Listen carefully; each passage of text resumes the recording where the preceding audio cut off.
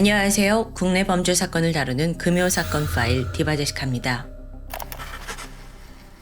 2012년 7월 17일 경기도 연천군의 작은 시골 마을에서 전대미문의 살인사건이 발생합니다. 그날 오후 4시쯤 112 센터에 긴급한 구조 요청이 들어왔죠. 엄마가 돌아가셨어요. 근데 얼굴이 피투성이에요. 무슨 일인지 모르겠어요. 피해자는 72세의 여성 우씨였습니다. 안타깝게도 현장을 가장 먼저 발견한 건 그녀의 막내 아들이었죠. 마침 업무 중에 본가 근처에 왔고 잠깐 어머니한테 들으려고 전화를 걸었는데요. 이상하게도 몇 번을 걸어도 연락이 닿질 않았습니다. 고령의 어머니가 혹시라도 쓰러진 건 아닌가 걱정이 되었고 그는 일을 서둘러 마무리하고 본가로 달려갔죠. 엄마, 아들 왔어! 집으로 들어가 안방을 둘러보는데 아무도 없었습니다. 집안은 정막만 감돌았죠. 이어서 작은 방을 여는 순간 충격적인 광경이 펼쳐져 있었습니다. 사방이 피로 물든 가운데 피투성이가 된 어머니가 쓰러져 있던 겁니다. 이미 새하얗게 변한 피부에서는 온기가 전혀 느껴지지 않았고요. 이후에 즉각 아들이 신고를 걸었던 건데요. 곧이어 현장에 도착한 경찰은 가장 먼저 우 씨의 상태를 육안으로 확인합니다. 사후 강직 정도를 봤을 때 최소 24시간 지난 것으로 추정돼요. 그녀는 전신에 끔찍한 공격을 받아 사망했는데 이 상흔의 모양이 예사롭지 않습니다. 수십 개의 동그란 구멍이 몸 이곳저곳에 뚫려 있던 거예요. 대략적으로 세본 개수만 80개가 넘었고요. 일단 크기와 그 모양으로 봤을 때 흉기는 송곳으로 추정됩니다. 그런데 과연 송곳 공격만으로 사람이 죽을 수 있을까요? 추 부검을 통해 나온 우 씨의 사인은 목과 옆구리에 있는 자상에 의한 과다출혈이었습니다. 즉 이걸 해석하면 송곳으로 1차 공격을 한 뒤에 칼로 확인 사살을 한 것으로 보여요. 이 부분은 다소 의아합니다. 범인이 한 번에 치명상을 입힐 칼이 있었잖아요. 그럼에도 불구하고 살상력이 비교적 낮은 송곳을 택했던 거예요. 그것도 80번 이상 찔렀다? 애초에 살인보다는 고문과도 같은 고통이 목적이 아니었을까라고 볼 수 있겠죠. 그 말인즉슨 피해자에게 아주 강한 원한을 가진 면식범의 소행의 가능성이 높아집니다. 한편 사건이 발생한 전고급은 아주 외진 시골 마을이었습니다. 행여라도 외지인이 들어왔다면 마을 사람들 다 알았을 거예요. 근데 그날 수상한 사람을 목격한 사람은 없었죠. 그렇다면 범인은 아주 가까운 곳에 있다는 건데요. 사실 사망한 우 씨에게는 동거인이 있었습니다. 그게 누구냐면 21살 된 손녀 가명 박아영 씨였죠. 그녀가 할머니 집에 와 있던 이유가 있어요. 최근 그녀의 아버지, 그러니까 동시에 우 씨의 큰아들이 심근경색으로 쓰러졌습니다. 딸 아영 씨의 거처가 애매해졌죠? 그러자 할머니는 작은 시골집이지만 남는 방을 쓰라고 내준 거예요. 그렇게 2주 전에 우 씨의 집으로 들어온 거고요. 그런데 현장에서 손녀의 모습이 보이지 않았습니다. 경찰은 우선 아영 씨에게 전화를 걸었고 할머니의 부고를 전합니다. 이걸 들은 그녀는 당황해하면서 대답했죠. 할머니가 살해당했다고요? 말도 안 돼요. 전날 제가 집에서 나올 때까지 멀쩡하셨어요. 제가 일이 있어서 포천에 와 있는데 바로 택시 타고 갈게요. 이 말인즉슨 범인은 손녀가 없는 타이밍을 정확히 노렸다는 게 됩니다. 그만큼 집안 사정을 잘 알고 있었다는 거겠죠. 그럼 할머니를 이렇게 잔인하게 죽일 만큼 원한이 있는 사람이 이 마을에 있을까요? 피해자 우 씨, 그녀는 사실상 모아둔 재산도 많지 않았고 생명보험도 없습니다. 돈을 빌리고 못 받고 이런 관계도 전혀 없어서 금전적인 원한의 가능성은 매우 낮아요. 그럼 개인적인 원한일 수 있겠죠? 경찰이 마을 사람들을 대상으로 탐문수사를 벌이는데 생전 우 씨가 이웃들 워낙 두루두루 잘 지내고 사람도 잘 챙기고 전혀 원한을 살리를 할 사람이 아닙니다. 그러니까 성과는 없었죠. 이때 수사관들은 머릿속으로 여러 가지 시나리오를 그려봤습니다. 그간 범인이 강한 원한이 있었지만 겉으로 드러나지 않았을 수 있어요. 아무리 그렇다 해도 우 씨가 혼자 있는 시간을 정확히 파악하기 위해서는 최근에 만나지 않았을까요? 그럼 이 집에 분명 방문했을 겁니다. 그래서 이걸 파악하기 위해서는 무엇보다도 소녀 아영 씨의 증언이 중요해요. 그래서 일단 그녀가 도착하길 기다렸죠. 그런데 시간이 아무리 지나도 감감무소식입니다. 포천에서 그곳까지는 고작 30분 거리예요. 길이 아무리 막혀도 1시간이면 도착하죠. 연락받고 택시를 탄다고 했는데 그럼 지금 도착하고도 남았을 시간이거든요?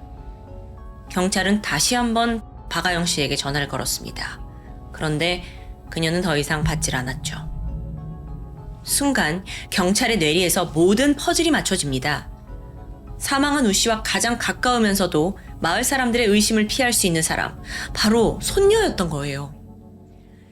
자, 지금 포천으로 가 있다고 했는데 도주한 거겠죠? 그럼 더욱더 들어맞아요, 상황이. 그래서 즉각 경찰이 핸드폰 위치를 조회하는데 여기서 문제가 있었습니다.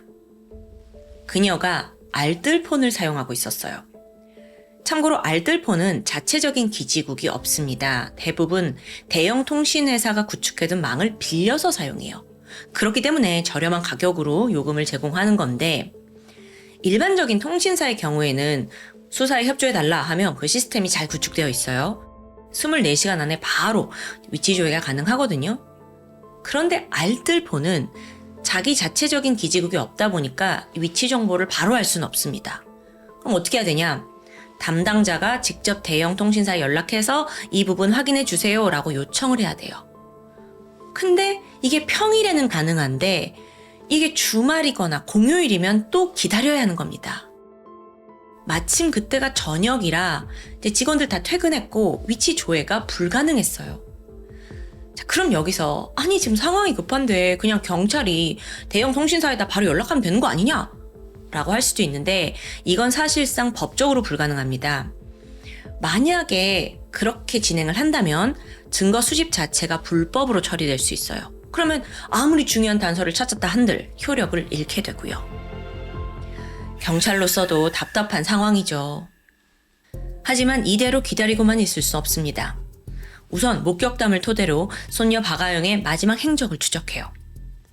사건 하루 전인 16일, 그녀는 양손에 쇼핑백과 가방을 잔뜩 들고 택시를 타고 마을을 떠났다고 합니다. 짐을 다 챙겨서 떠난 거예요. 확인해 보니 실제 행선지는 포천이 맞더라고요. 그런데 택시에서 내린 후에 어디로 갔는지는 묘연한 상황입니다. 또다시 수사가 난관에 부딪히던 바로 그때 피해자의 막내 아들로부터 결정적인 증언을 확보합니다. 사실 조카가 어머니 집에 혼자 들어온 게 아니었어요. 걔가 지 남친을 데리고 왔더라고. 둘 다 오갈 데가 없어서 받아준 건데 그걸로 어머니가 스트레스를 많이 받으셨어요. 네, 새로운 인물이 등장한 거죠. 바로 박아영의 남자친구, 당시 25살의 가명, 김도명이었습니다. 가족들에게 물어보니까 할머니 우 씨가 애초에 소녀 남자친구를 대놓고 싫어했대요. 왜냐하면 직업도 없고 그냥 손녀한테 빌붙어 살고 있다 보니까 우라통이 터진 거죠. 사실 손녀 박아영은 불법 노래방에서 돈을 벌었습니다. 불법 노래방이란 건 단순히 손님이 가서 노래만 부르고 오는 게 아니라 도우미 여성이 방 안에 들어와서 함께 손님과 술을 마시는 거예요. 같이 유흥 즐기고 또 때때로 매춘도 벌어집니다. 당연히 위법 행위죠. 김도명은 여자친구가 노래방 도우미를 하면서 벌어온 돈으로 자기는 막 흥청망청 술을 마셔요. 유흥을 즐깁니다. 근데 또 걸핏하면 취해가지고 소리 지르고 막 망나니처럼 굴고요. 그래서 할머니가 너네 내 집에서 살면서 이게 무슨 짓이냐, 나 동네 창피하다 몇 번이나 주의를 줬지만 이게 통하지 않았습니다. 심지어 손녀도 남자친구 편을 들더라고요. 이 꼴에 신물이 난 할머니는 며칠간 이것들 보기 싫다면서 막내 아들 집에 피신을 간 적도 있습니다. 그렇게 며칠 스트레스 풀고 본가로 돌아왔는데 얼마 지나지 않아 변을 당한 거고요. 여기까지 파악한 경찰은 할머니와 자주 부딪히던 김도명이 살인을 저질렀고 소녀 박아영은 묵인한 것으로 추정을 하게 돼요. 당시로선 김도명도 연락두절이었고요. 사건 다음 날 경찰은 알뜰폰 회사가 영업을 시작하자마자 위치 조회를 신청합니다. 곧이어 결과가 도착하는데 박아영이 포천에서 서울 서초구로 이동한 게 확인돼요. 근데 좀 이상해요. 서초구에서 몇 시간 동안 그냥 위치가 고정되어 있는 겁니다. 아니, 서초구에 아는 사람이 있나? 여기 어디 숨어 있는 거지? 그런데 순간 형사의 직감이 발동했죠. 그 기지국 반경 안에 고속버스 터미널이 있었어요. 여기가 서울에서 가장 큰 규모의 터미널이죠. 또 전국으로 향하는 버스가 밀집되어 있고요. 그렇다면 용의자는 경찰의 추적을 피하기 위해 터미널에다가 핸드폰을 버리고 갔을 수도 있어요. 그렇지 않고서야 도주 중인데 한 곳에 계속 위치가 머무를 이유가 없으니까요. 수사는 또 난관에 부딪혔습니다. 경찰은 이제 새로운 단서를 쫓아야 했죠. 자, 잠시 박아영의 행적은 좀 뒤로 두고 이번엔 남자친구 김도명을 쫓아볼까요? 핸드폰 위치 추적해보니 이게 또 다시 한번 포천으로 나오더라고요. 그 커플이 같이 도주했을 것으로 예상이 되죠. 근데 서초구 갔다가 다시 포천으로 간다? 근데 또 포천에서 위치가 고정되어 있는 거예요. 아, 그럼 얘도 또 포천에 핸드폰을 두고 간 게 아닌가 싶습니다. 수사에 혼선 주려고요. 그래서 일단 어쩌지 하다가 그래도 마지막 행적이 포천이니까 경찰이 그곳으로 달려갑니다. 그리고 마지막 기지국을 중심으로 두 사람의 사진을 들고 이곳저곳 탐문하게 되는데 다행히도 총 3곳에서 흔적이 나왔죠. 보니까 16일 도주 직후 포천에 있던 두 사람은 모텔방 2층에 방을 잡습니다. 그리고 나서 어디 갔는 줄 아세요? 각각 노래방과 PC방이었어요. 박아영은 당장의 도피 자금을 벌기 위해 노래방 도우미를 하러 간 거고요. 그러는 사이 김도명은 PC방에 가서 게임을 한 거죠. 이것만 봐도 두 사람 사이가 어땠는지 좀 감이 잡히는데요. 그렇게 다음날 아침 일을 마친 박아영이 남자친구와 함께 모텔방으로 들어갑니다. 그러니까 하루를 더 숙소 연장했고요. 잠에 든 거예요. 그런데 오후 4시에 모텔 카운터에 제보가 들어왔죠. 아니, 저기요. 이 건물 2층에서 뭐 가방 같은 게 떨어진 것 같아요. 급히 주인이 올라갔는데 이미 박 씨가 남자친구와 사라진 후였어요. 그러니까 경찰 수사가 시작된 걸 알고 흔적을 안 남기려고 몰래 빠져나간 거죠. 2층 창문에서 뛰어내린 거예요. 그리고 이때 김도명은 핸드폰을 버리고 갔고요. 여기까지 파악한 경찰은 한 가지 묘안을 떠올립니다. 얘네들 어떻게 잡을까? 근데 생각해보면 김도명이 살인을 저지른 상황이에요. 근데 이 와중에도 밤새 온라인 게임을 즐겼어요. 이 정도로 중독되어 있다면 얼마 안 가서 다시 게임에 접속하지 않을까요? 그래서 경찰이 즉각 게임 회사에다가 협조를 요청했고 그가 미끼를 물길, 정확하겐 로그인하기를 기다립니다. 이 예상이 적중했어요. 바로 다음 날 김도명이 게임에 접속하더라고요. IP를 추적해본 결과 이번엔 서울에서 남쪽으로 쭉 내려간 전라도 목포의 한 PC방으로 위치가 확인됩니다. 서울에서 차로 4시간 정도 떨어진 곳이에요. 경찰은 즉시 차를 몰았죠. 최대한 빠르게 이동했고 드디어 목포의 PC방에 도착합니다. 그래서 경찰들이 구석구석 살펴봐요. 아직까지 로그인 상태였거든요. 김도명이 분명 여기 있습니다. 막 물색하던 그때 한쪽 구석에 앉아서 완전히 게임에 막 몰두해 있는 낯익은 얼굴이 보였죠. 경찰이 온 것조차 전혀 모르고 있었습니다. 경사들은 그대로 김도명을 체포합니다. 그리고 더 나아가 근처 노래방에서 일을 하고 있던 박아영까지 검거했죠. 드디어 사건 당일의 충격적인 전말이 밝혀지기 시작했습니다. 두 사람의 인연은 고작 6개월 전에 시작됩니다. 유흥주점에서 만나서 연인 사이가 된 건데요. 이 김도명이 결코 좋은 남자가 아니었어요. 과거 조직폭력배에 몸을 담았는데 그만큼 폭행과 범죄에 거리낌이 없었죠. 실제로 특수절도죄로 실형을 선고받은 적도 있고요. 또 툭하면 폭력성이 튀어나와가지고 어느덧 여자친구 박아영에게도 손찌검을 합니다. 그래서 막 술에 취해가지고 그냥 말로만 싸우는 게 아니라 치고받고 했던 거예요. 아니 그러면 변변한 직업도 없고 그냥 기생충처럼 이렇게 살면서 폭력까지 쓰고 있는 남자친구를 박아영은 왜 계속 붙잡고 있었던 걸까요? 여기에 대해 전문가들은 그녀가 심한 애정결핍이 있었다고 분석합니다. 어릴 적 부모가 이혼한 뒤에 그녀를 챙겨준 건 할머니였어요. 하지만 어린 시절 박아영은 계속 밖으로 나돌면서 좀처럼 마음을 잡지 못했는데요. 그런 박 씨가 이제 성장해서 남자친구를 만나자 남자친구야말로 유일하게 내가 기댈 곳이다 라고 이렇게 빠르게 마음을 준 것 같아요. 그러니까 워낙 정서적인 의존성이 강했던 거죠. 그러니 그녀는 폭행을 당하면서도 헤어지지 못했고요. 설상가상 아버지가 심근경색으로 쓰러지면서 갈 곳을 잃었습니다. 근데 이번에도 그녀를 챙긴 건 할머니 우 씨였어요. 7월 3일 박 씨는 할머니의 집에 남자친구와 함께 들어갑니다. 할머니는 마음에 들지 않았죠. 근데 이렇게 좀 내 손녀를 좀 돌봐주고 싶었던 것 같아요. 그렇게 지내고 있는데 아영 씨 입장으로는 할머니가 수시로 참견을 하고 잔소리를 하는 거예요. 특히나 자기 남자친구 김도명을 노골적으로 싫어했고요. 그렇게 점점 불만이 쌓여가고 있었는데 7월 16일 새벽에 결정적인 사건이 발생합니다. 남자친구와 술을 마시다가 또 크게 다툰 거예요. 그러니까 두 사람 사이에 막 욕설, 고성이 오가더니 주먹다짐으로 이어집니다. 근데 이때 박아영이 배와 가슴을 좀 심하게 가격당해요. 막 숨을 못 쉬면서 컥컥댔고 남자친구를 노려봤죠? 근데 순간 나를 도와줄 사람이 필요해 라는 생각에 곧장 안방으로 가서 주무시던 할머니를 흔들어 깨웁니다. 할머니 저 새끼가 나 여기 때렸다고. 이거 봐봐, 내 가슴에 상처 생겼다고.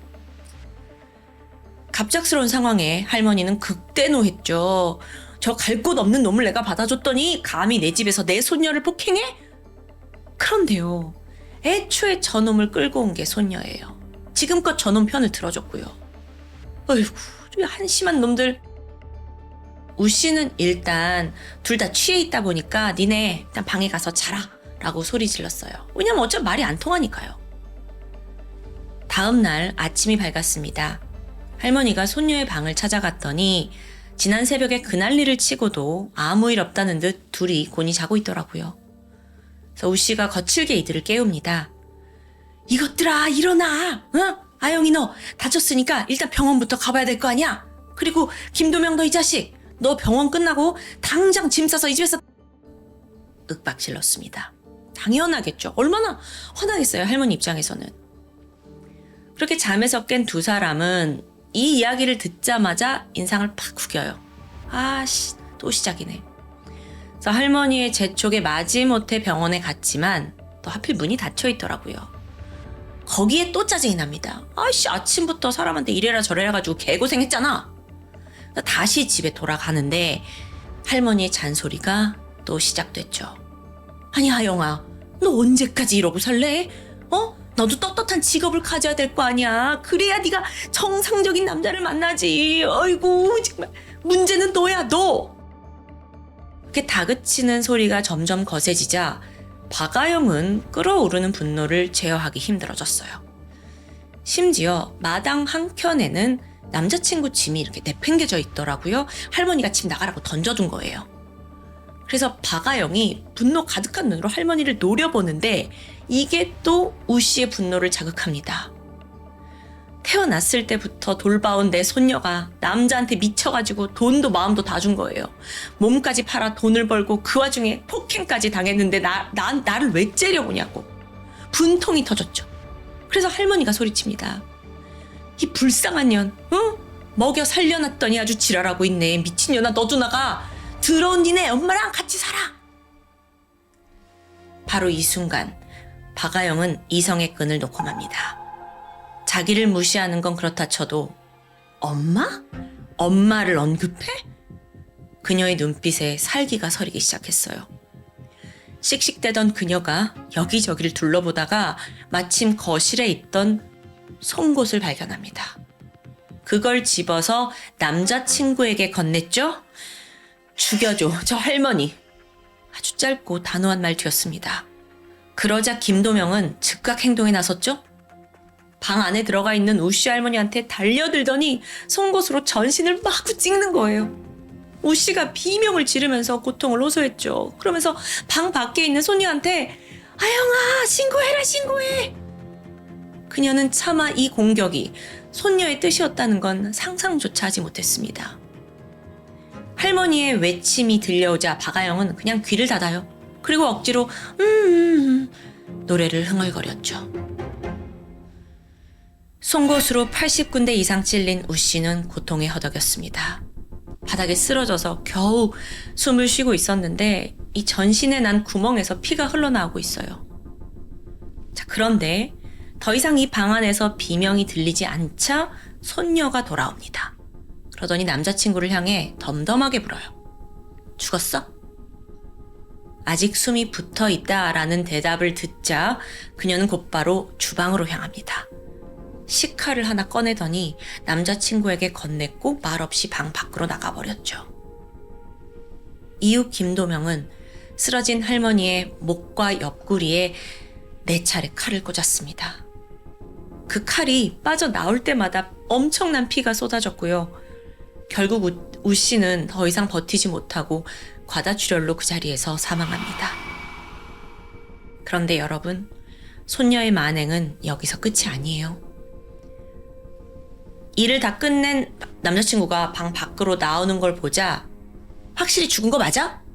이렇게 묻더니 자기가 확인을 해야겠대요. 그러면서 두 사람이 교대합니다. 칼을 들고 다시 방으로 들어가서 박아영은 할머니의 시신을 2차례 더 칼로 찔렀죠. 그녀에게 죄책감은 없었던 것 같습니다. 그저 귀찮은 잔소리쟁이를 치웠을 뿐이에요. 범행을 마친 두 사람은 서둘러 도주합니다. 이 세 사람이 한 집에 살고 있는 건 마을 주민 모두가 알고 있었거든요. 그래서 시신이 발각되면 의심받는 건 시간 문제죠. 이때 박아영은 할머니의 소지품을 뒤졌고 현금 14만 원과 핸드폰을 챙깁니다. 그리고 택시를 타고 일단 포천으로 도주했어요. 머지않아 경찰 수사가 시작되는데 둘은 고속버스를 타고 목포로 향합니다. 이때 수사에 혼선을 주기 위해서 각각 포천과 터미널에 핸드폰을 버린 거예요. 자, 여기서 목포라는 지역은 이 두 사람과 전혀 관계가 없는 정말 생뚱맞은 지역입니다. 그렇다 보니까 경찰이 절대 찾아내지 못할 거라고 확신한 거예요. 하지만 결국 김도명의 게임 로그인 기록을 통해 불과 이틀 만에 이들은 덜미가 잡히고 말았죠. 2012년 11월 1심 재판이 열립니다. 여지없이 재판부는 두 사람을 강하게 질타했어요. 박아영, 너는 평생을 키워준 할머니 살인을 네가 지시한 거야. 그리고 김도명은 정말 한치의 망설임도 없이 속전속결로 살인을 저질렀어.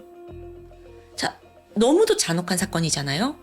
그런데 여러분, 재판 결과는 상당히 의외입니다. 이게 아무리 잔혹했어도 계획 없이 벌어진 우발적인 살인이었고 또 두 범인이 반성하는 태도를 보이고 있다라는 걸 토대로 검찰이 구형한 것보다 낮은 형이 나옵니다. 결국 두 사람은 존속 살해 및 특수절도 혐의를 적용받았고 박아영은 징역 20년, 김도명은 징역 17년을 선고받았죠. 이후 항소심과 상고심 제기했지만 모두 기각되면서 각각 20년, 17년 형이 확정됩니다. 그런데 손녀 박 씨가 재판 과정에서 멍한 표정으로 눈물을 흘리더라고요. 근데 이게 할머니에 대한 죄책감이나 반성의 눈물인지는 미지수입니다. 저는 할머니가 죽기 직전 송곳으로 찔리면서 내 혈육, 손녀한테 도움을 요청했던 그 장면이 아직도 잊혀지지가 않는데요. 이때 또 박아영은 태연히 노래를 흥얼거렸죠. 그리고 얼마 후엔 확인사살까지 했습니다. 그랬는데 재판장에서 눈물을 보였다? 이걸 우리가 진정성 있게 받아들일 수 있을까요? 어쩌면 그냥 신세 한탄은 아니었을까요? 아씨, 내 인생 망했네. 나 이제 감옥 가겠네. 그렇다 보니 이들이 반성하는 태도 때문에 감형을 했다는 게 과연 맞는지는 의문이 듭니다. 여러분은 오늘 사건 어떻게 보셨나요? 저는 개인적으로 어렸을 때 할머니가 키워주셨고 또 지금도 할머니랑 살고 있어서 그런지 너무도 잔혹하게 느껴졌어요. 다른 사람도 아니고 할머니한테 그러면 안 되죠. 지금까지 금요 사건 파일 디바제시카였습니다. 2019년 6월 3일 월요일 아침 경기도 군포시에 거주하던 이씨 부부는 피곤한 몸을 이끌고 집에 도착합니다. 전날 친척 결혼식이 있어서 지방에 갔고요. 이른 아침부터 이동한 탓에 진이 빠져 있었죠. 이 부부에게는 갓 성인이 된 20살 딸이 있습니다. 가명 이성아양인데 부모가 결혼식에 가기 전에 아무리 다 컸다 해도 딸이 집에 혼자 있는 게 영 불안했습니다. 그래서 친정 어머니인 78세 남씨에게 하루만 집에 와서 같이 있어달라고 부탁했었죠. 딸이 평소에도 외할머니를 잘 따랐기 때문에 아무런 걱정은 없었는데요. 그날 집에 도착한 부부는 평소처럼 문을 열었습니다. 그러자 익숙하지 않은 냄새가 풍겨요. 묘하게 비릿한 쇠냄새랄까요? 게다가 집은 너무도 고요했죠. 딸과 외할머니를 불렀지만 인기척이 느껴지지 않았습니다. 다들 아직 자나? 궁금해하며 안방문을 연 순간 찢어질 듯한 비명소리가 울려 퍼졌습니다. 친정어머니 남씨가 칼에 난자당한 채 피투성이가 돼서 쓰러져 있던 겁니다. 옆에 이불은 엄청난 피가 스며들어서 이미 축축히 젖어 있고요. 게다가 가장 끔찍한 건 그녀의 양쪽 눈이 모두 칼에 찔려 있었다는 점입니다. 피눈물이 막 흐르고 있어요. 그녀는 결정적으로 목이 관통당하면서 동맥이 끊어졌고 과다출혈로 사망에 이르렀는데요. 온 몸은 그야말로 참혹했습니다. 육안으로 확인된 자창만 31곳이에요. 이걸 목격한 부부는 비명을 지르면서 서둘러 신고를 했죠. 그리고 경찰을 기다리는 동안 잠시 현장을 살피게 되는데 부부 침실의 베개와 이불마저 칼로 갈기갈기 찢겨 있더라고요. 괴한이나 도둑이 들었을 거다라고 의심하던 그때 화장실에서 충격적인 메모가 발견됩니다. 거울에 새빨간 립스틱으로 적힌 광기 어린 문구. 할머니 죽이고 나도 죽어. 이걸 본 부부는 그 자리에 주저앉고 말았죠. 딸이자 손녀인 성아양이 할머니를 살해한 겁니다. 그런데 집안을 뒤져봐도 딸의 모습이 보이지 않아요. 핸드폰 또한 버리고 간 듯 변기에 빠져 있었습니다. 상황을 파악한 경찰은 서둘러 이성아 양의 행방을 추적합니다. 다행히 인근 CCTV에 모습이 포착되었고요. 4시간 만에 위치를 파악할 수 있었죠. 마지막으로 새벽 4시 반쯤 길거리를 배회하고 있던 이성아가 1km 떨어진 관공서에 들어간 게 확인됩니다. 재빨리 경찰이 그곳에 달려가는데 도착했을 당시 이성아는 1층 로비에 멍하니 앉아 있었습니다. 그녀는 저항하지 않았어요. 순순히 체포됐고 이후 범행 일체를 담담히 자백했죠. 도대체 왜 외할머니를 살해한 걸까요? 이게 부모로서도 전혀 이해할 수 없는 행동이었습니다. 분명 할머니 좋아했고 문제가 없었는데 왜요? 여기서 그녀의 범행 동기를 따라가기 위해서는 레디컬 페미니즘이라는 걸 잠시 살펴봐야 합니다. 급진적인 페미니즘을 주장하는 이론인데요.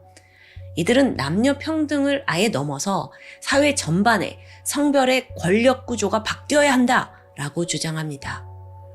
특히나 가부장 제도를 강력히 비난하는데 일부 극단주의자들은 남성은 물론이고 남성과 결혼한 기혼 여성조차 가부장 제도를 받아들인 죄인이라면서 혐오하는 경향이 있습니다. 말도 안 되는 건데요. 이성아는 급진적 페미니즘에 빠져 있었습니다. 좀 관심 있어서 기웃거리는 정도가 아니라 거의 신봉하는 수준이었어요. 그들끼리 모이는 인터넷 커뮤니티 워마드를 중심으로 활동을 했고 남성 혐오적인 행각을 멈추지 않았죠. 실제로 그녀의 메모장을 살펴보면 벌레남을 죽일 계획을 짜야 해. 더러운 쓰레기 남자 성기는 스시칼로 썰어버려야 돼. 이런 무시무시한 글들이 적혀 있었습니다. 그러면 도대체 왜 이런 왜곡된 페미니즘에 빠진 걸까요? 또 여기에는 그녀의 깊은 상처와 트라우마가 원인이 되었다고 볼 수 있습니다. 성아양은 초등학교 때 성추행을 당했습니다. 심지어 비극이 계속되는데 중학교 때는 학교 폭력과 집단 따돌림으로 고통받게 되죠. 이런 일련의 사건들이 겹치면서 고등학교 때부터 그녀는 심한 피해의식과 자기 방어적 성향이 두드러집니다. 근데 그 정도가 상당히 심각했어요. 급기야 자기 배설물을 갖고 다니기도 했고 생리혈을 먹는 이상 행동을 보입니다. 아니 이게 어떻게 자기 방어적인 부분과 연결이 되는지 좀 의아한데 전문가에 따르면 방어기제가 과도하게 작동을 해서 신체 부산물에 병적인 애착을 보인 것으로 분석이 됐습니다. 어쨌든 그녀는 2018년도 대학에 입학합니다. 그런데 또다시 성추행을 당하게 돼요. 이 일로 과거 트라우마가 자극이 되었고 충격을 이기지 못한 채 한 학기만 다니고 자퇴를 하게 되죠. 그리고 이때부터 집에 틀어박힌 채 컴퓨터 앞에서만 시간을 보냈습니다. 이걸 지켜보던 아버지는 아유, 야 차라리 이럴 시간에 공무원 준비라도 해. 다그치기 일쑤였습니다. 게다가 어머니 또한 방패막이 되어주진 않았는데요. 으이그 못 살아. 왜 저런 게 태어난 거야. 너 한 1년 정도 공부해보고 안 되면 너 그냥 집 나가. 이런 딸을 포기한 듯한 표현을 서슴지 않았습니다. 그럴수록 성아양은 인터넷에 의존했고 자신을 더 고립시켰고요. 결국 상황은 더 심각해지는데 아주 극심한 우울증이 오면서 극단적인 시도까지 이어졌죠. 그러던 2019년 2월 끝내 그녀는 조현형 성격장애를 진단받았습니다. 여러분 참고로 우리가 평소에 알고 있는 조현병 증상은 주로 망상, 그다음에 환청에 시달리면서 현실과 상상을 구분하지 못하죠. 그런데요, 조현형 성격장애는 좀 다릅니다. 현실 자각 능력은 그대로 유지되는데 쉽게 말해서 망상을 경험하지만 그걸 현실로 착각하진 않는 거죠. 근데 문제는 이들이 사회적 관계를 유지하기가 어려워요. 그리고 편집증적인 사고를 갖게 됩니다. 당연히 심리치료 필요하고 또 약물도 보조적으로 사용될 수 있습니다. 그런데 정작 이 씨는 집안에 틀어박혀서 모든 치료를 거부했던 겁니다. 이게 문제였죠. 사실 그녀가 엄마한테 어릴 적 성추행 당한 사건에 대해 털어놓은 적이 있습니다. 근데 엄마가 당황했는지 이유는 모르지만 그걸 대수롭지 않게 넘어가게 돼요. 그리고 그 이후로는 아예 입을 다물게 되어버렸고요. 그러니까 부모의 소통이 많이 부족했던 것 같아요. 아니 그런데 잠깐만요. 어릴 때 상처, 극단적 페미니즘, 소통 부족, 조현병 성격장애 이거 다 이해해요. 아니 그런데 이번 사건 피해자는 그렇게 혐오하던 남성이 아닌 본인 외할머니 남씨입니다. 보니까 성장하는 내내 부모와 갈등이 잦긴 했어도 외할머니는 손녀를 그 누구보다 살뜰히 보살피고 또 사랑했어요. 관계도 좋았고요. 근데 도대체 왜 그랬냐고요. 이제 여기서 살해 동기가 드러나는데 그게 바로 극단적인 피해 망상의 결과였습니다. 자, 이 씨의 머릿속에는 평소 남자들을 칼로 찔러 죽이고 싶다는 생각이 가득했어요. 하지만 현실은 늘 집안에 틀어박혀 있다 보니까 사람을 만날 일 자체가 없죠. 그러자 점점 분노의 주체가 바뀌게 되거든요. 처음에는 이 모든 비극의 시작은 엄마라고 생각했어요. 가부장제에 순응해서 아버지와 결혼해서 나를 낳았고 날 고통에 빠뜨렸다라는 사고방식이었죠. 그러다 여기서 애초에 외할머니가 엄마를 낳지 않았다면 비극이 벌어지지 않았을 거다라고 논리가 펼쳐집니다. 즉 할머니가 원흉이라고 여긴 거예요. 이게 정말 일반 사람이라면 도저히 이해할 수 없는 흐름이죠. 사건 이틀 전 이성아는 부모님이 지방에 가시면서 대신 외할머니가 온다는 이야기를 들었습니다. 이때 희미한 미소를 지어 보였죠. 원흉과 단둘이 남는 최적의 기회라고 생각합니다. 6월 2일 오후 4시 30분 그녀는 근처 마트에서 회칼을 5개나 구매합니다. 이게 칼날이 21cm나 되는 18원 회칼이에요. 동시에 공격할 때 쓸 목장갑 4개도 구매합니다. 여기서 잠시 이 칼이라는 흉기에 대해서 그녀가 얼마나 집착했는지 보여주는 스토리가 있습니다. 1년 전인 2018년 10월 우연히 강서구 PC방 살인 사건을 접합니다. 잠시 설명드리면 손님이었던 29살 김성수가 PC방에서 일하던 20살 알바생을 칼로 찔러 살해한 사건이에요. 근데 이 기사를 보던 중에 피해자의 손가락이 잘렸다는 부분에 이 씨가 유독 주목하게 됩니다. 이 부분이 흥미롭다고 생각을 했고 그때부터 이제 칼에 관심이 생겼다고 해요. 아니, 더 정확히는 칼로 사람을 직접 찔러보고 싶었고요. 그러면서 인터넷으로 칼을 사용하는 방법, 신체를 절단하는 방법 이런 걸 다 글로 배우게 됩니다. 다시 사건 당일로 돌아와서 그녀가 준비한 흉기는 이뿐만이 아니었어요. 만약의 사태를 대비해서 머리를 내려칠 망치도 준비합니다. 그렇게 칼 4자루와 망치까지 무기 다 안방에 숨겨두고 할머니를 기다렸죠. 띵동. 할머니 왔어요? 그녀는 너무도 태연하게 웃으면서 남씨를 반겼습니다. 그리고 심지어 두 사람은 그날 밤 새벽까지 도란도란 이야기를 나누게 돼요. 그러다 잠시 후 할머니가 잠에 들었습니다. 이성아는 조용히 방 밖으로 빠져나와요. 그녀의 손에는 할머니의 핸드폰이 들려 있었는데 행여라도 전화벨이 울려서 할머니가 깰까봐 만반의 준비를 했던 겁니다. 잠시 후 그녀는 목장갑을 착용했고 칼 2자루를 양손에 하나씩 들었습니다. 방 안으로 들어가서 자고 있는 할머니 옆에 무릎을 꿇고 앉아 그녀를 계속 주시합니다. 이런 부시럭거리는 인기척에 할머니가 졸린 듯 눈을 뜨게 돼요. 손녀를 보자마자 아유 잘 자라 라는 뜻으로 얼굴을 쓰다듬어 주려고 했어요. 하지만 이때 손녀의 얼굴엔 감정이라고는 없었죠. 할머니, 내가 이야기 하나 해줄까? 무슨 이야기인지 들으려고 할머니가 눈을 제대로 뜬 순간 그녀는 칼로 양쪽 눈을 찔렀습니다. 그리고 목과 어깨, 보이는 곳을 그냥 마구잡이로 공격해요. 31번에 걸친 가격에 할머니의 온몸에서 피가 터져 나왔고 고통스러운 신음이 울려 퍼졌습니다. 그리고 얼마 후엔 사방이 고요해졌죠. 그렇게 할머니는 그토록 사랑했던 손녀의 손에 살해당한 겁니다. 이후 딸 이 씨는 어머니의 립스틱을 하나 꺼내요. 그리고 화장실 거울에다가 글귀를 남겼죠. 할머니 죽이고 나도 죽어. 이때 이 씨가 말하길 욕조의 물을 받아서 자신이 그 글귀를 남긴 대로 극단적인 시도를 하려고 했다고 합니다. 하지만 숨을 쉬지 못하는 그 순간이 너무 힘들어서 에이씨 하고 그냥 때려치고 말아요. 그리고 새벽 4시 반 할머니의 핸드폰을 챙겨 집을 나왔고 정처 없이 배회했습니다. 그런데요 여러분, 어쩌면 이 끔찍한 사건은 예고되어 있었는지도 모릅니다. 사실 알고 보니까 전에도 이 씨가 할머니에게 분노와 적개심을 숨기지 않았더라고요. 사건 한 달 전인 5월 14일부터 31일까지 정말 아무 이유 없이 남성 혐오적인 문자를 수시로 할머니에게 보냈어요. 이걸 왜 할머니한테 보내냐고.